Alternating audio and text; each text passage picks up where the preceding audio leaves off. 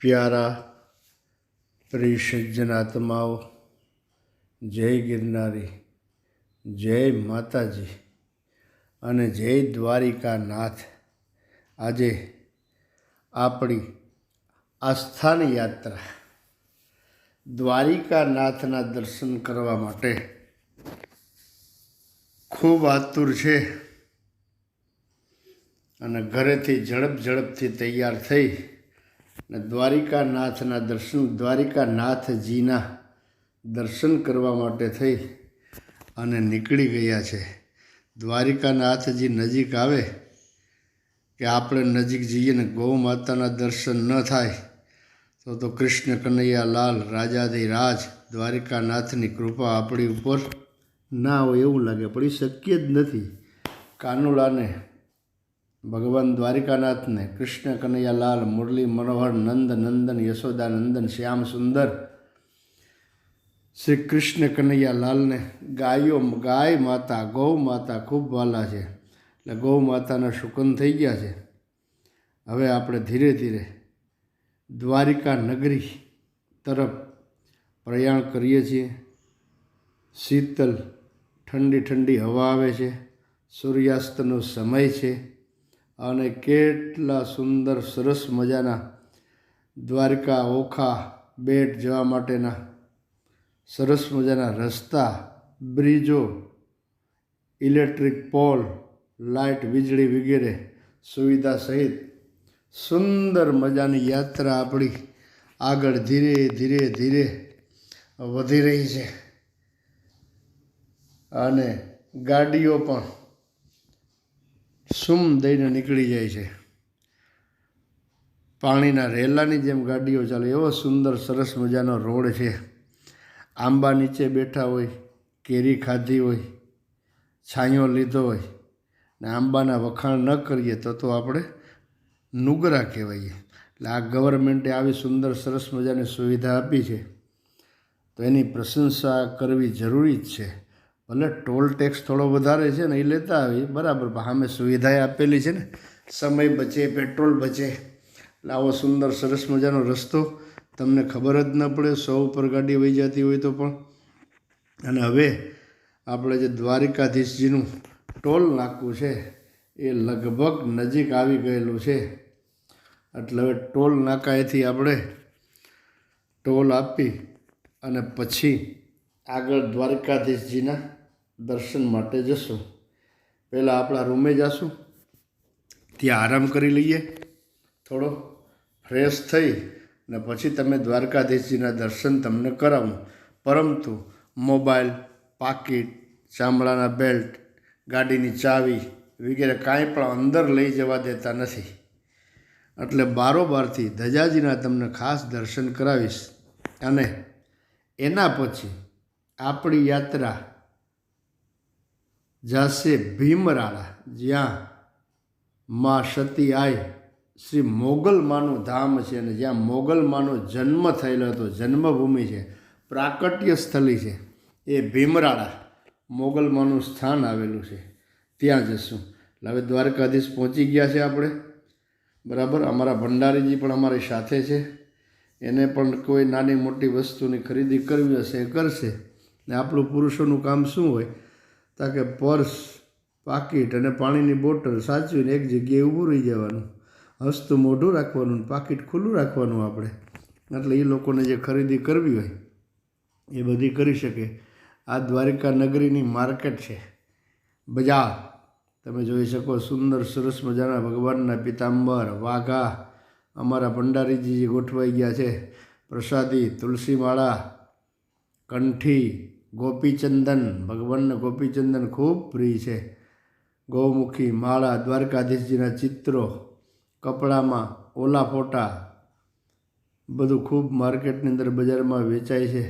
ભગવાનની નાયણની મોજડી, આ ઝૂલો બરાબર. હવે અમારા ભંડારીજી પણ લાલા માટે મુકુટ તો લીધો છે, પછી બીજું શું લીધું? અચ્છા, હાર લીધા ભગવાનના અને કંઈક વાઘા પિતાંબર વગેરે લીધું છે.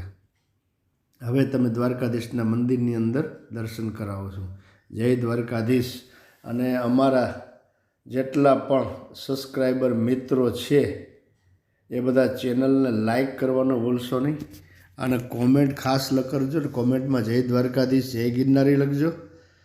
જો અમારા ભંડારીજીને બીજી વાર દર્શન કરવાની મળે પાછા આવો મન નથી માનતું 2-3 વાર દર્શન કરવા ન જાય બીજાને આવવા દેવાય. ચાલો આમ કંઈ દર્શન કરવા જવાય વારંવાર બીજાનો વારો જો કે ભીડ નથી આટલી બધી ખૂબ સરસ મજાના દર્શન થઈ ગયા છે.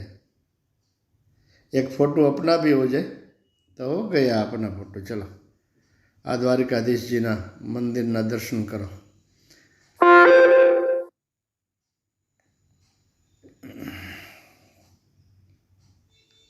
પકડીને લઈ જવા પડે. હાલો હવે આપણે હોટલે જવું છે, ઘરે જવું છે, ભીમરાળા જવું છે, મા મોગલના દર્શન કરવા જવું છે. એટલે મોગલ માતાજીના દર્શન કરવામાં આ દ્વારકાધીશજીની દજાજી એમના દર્શન કરી લો એટલે તમારા દ્વારકાધીશજીના જ દર્શન થઈ ગયા. જય હો દ્વારકાધીશ પ્રભુ. સુંદર સરસ મજાનું અદ્ભુત મંદિર છે, વર્ષો જૂનું વજ્રનાભ દ્વારા બનાવેલું. બરાબર.